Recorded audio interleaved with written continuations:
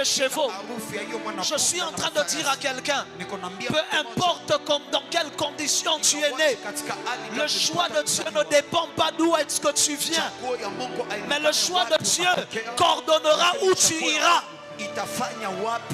Ton amen n'est pas arrivé.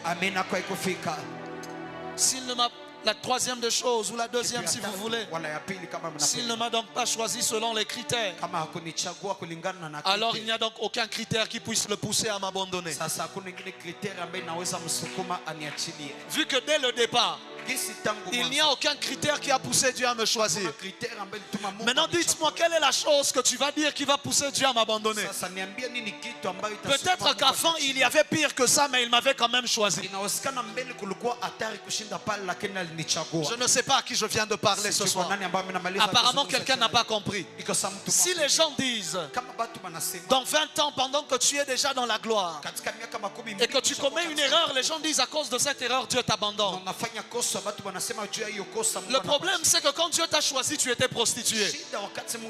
Si quand j'étais prostituée, il m'a quand même choisi, il m'a changé et il m'a transformé. Comment croire que maintenant 15 ans plus tard, à cause d'une erreur, il va m'abandonner alors que ma prostitution d'hier ne l'a pas empêché de me choisir? Ton amen n'est pas arrivé. Est-ce que je suis en train de t'encourager à pécher? Non. Je suis en train de te dire, peu importe dans quel péché l'ennemi réussira à te faire tomber, lorsque tu seras par terre, ne laisse pas Satan venir te faire croire